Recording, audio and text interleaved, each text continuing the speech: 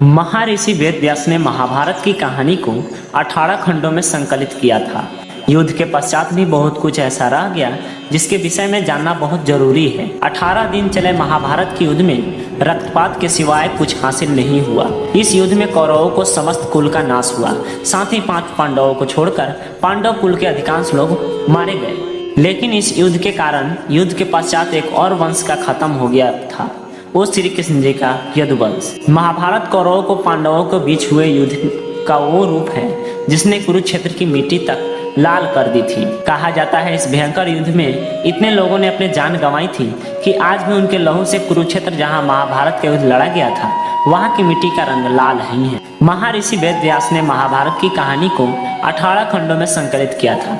कुरुक्षेत्र का युद्ध इस ग्रंथ का सबसे बड़ा भाग है, लेकिन युद्ध के पश्चात भी बहुत कुछ ऐसा रह गया जिसके विषय में जानना बहुत जरूरी है, जिनमें भगवान श्री कृष्ण की मृत्यु और द्वारका की नदी में समा जाने की घटना अत्यंत महत्वपूर्ण है।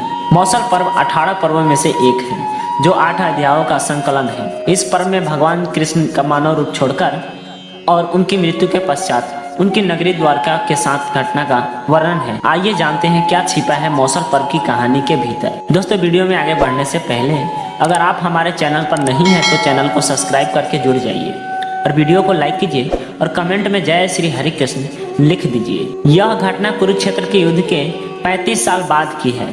कृष्ण की द्वारका नगरी बहुत शांत और खुशहाल थी, जहाँ युवाओं के भीतर चंचलता बड़ी ही सामान्य थी और वो सभी लोग विलास में लिप्त रहते थे। एक बार कृष्ण के पुत्र शाम को एक शरारत सूझी स्त्री का वेश लेकर वह अपने दोस्तों के साथ ऋषि विश्वामित्र, दुर्वासा, वशिष्ठ और नारद से मिलने गया।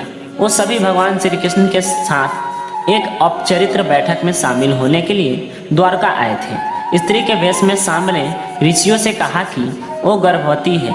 वे उससे ही बताए कि उसके गर्भ में बच्चे का लिंग क्या है। उनमें से एक ऋषि ने इस खेल को समझ लिया और क्रोधित होकर शाम को श्राप दिया कि वो लोहे के तीर को जन्म देगा, जिससे उनके कुल और साम्राज्य का विनाश होगा। शाम ने ये सारी घटना उग्रसेन को बताई। उग्रसेन ने शाम से कहा कि वे तांबे के तीर का चूर्ण बनाकर प्रभास नदी में प्रवाहित कर दे। इस तरह उन्हें इस श्राप से छुटकारा मिल जाएगा।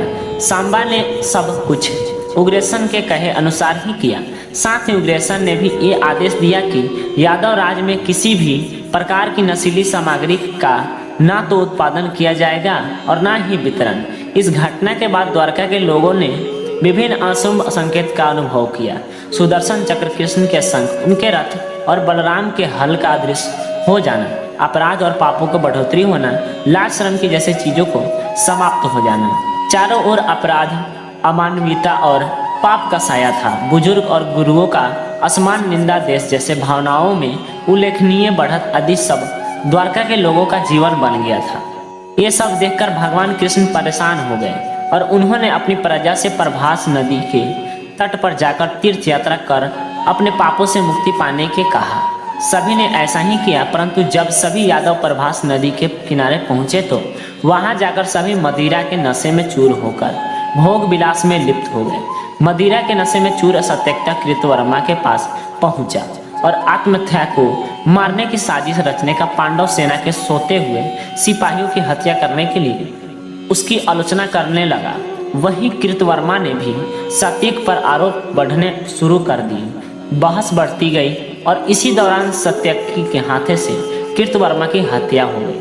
कृतवर्मा की हत्या करने के अपराध में अन्य यादव ने मिलकर अस्तिक की मौत को घाट उतार दिया। जब कृष्ण को इस बात का पता चला तो वो वहां पर प्रकट हुए और एरका घास को हाथ में उठा लिया। ये घास एक छड़ के परिवर्तित हो गए, जिससे श्री कृष्ण ने दोषियों की सजा दी। मदिरा के नशे में चूर सभी ने घास को अपना हाथ में उठा लिया और सभी के हाथ में मौजूद वो घास लोहे की छड़ बन गई, जिससे सभी लोग आपस में ही भिड़ गए और एक दूसरे को मारने लगे। प्रभु द्वारका और भगवान कृष्ण के अलावा अन्य सभी लोग मारे गए। यदुवंश के नाशों के बाद कृष्ण के ज्येष्ठ भाई बलराम समुद्र तट पर बैठ गए और एकाग्रचित्त होकर परमात्मा से लीन हो गए। इस प्रकार शेषनाग के अवतार बलराम जी ने देह त्यागी और 100 धाम लौट गए। लोहे की छड़ का चूर्ण एक मछली से निगल लिया और वह अब उसके पेट में जाकर धातु का एक टुकड़ा बन गया।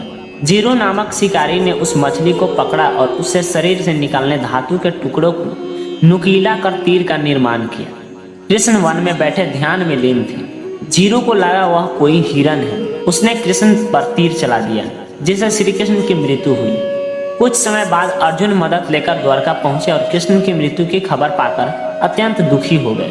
कृष्ण के जानने के बाद द्वारका में उनकी 16,000 रानियां, कुछ महिलाएं, वृद्ध और बालक की शेष रह गए। वे सभी इंद्रग्रंथ के लिए रवाना हो गए। उसके बाद उस क्षेत्र में सभी देवता और स्वर्ग की अप्सराएं, यक्ष, किन्नर, गंधर्व आदि आए और उन्होंने श्री कृष्ण की आराधना की। आराधना के बाद श्री कृष्ण ने अपने नेत्र बंद कर लिए और उस शरीर ही अपने धाम को लौट गए।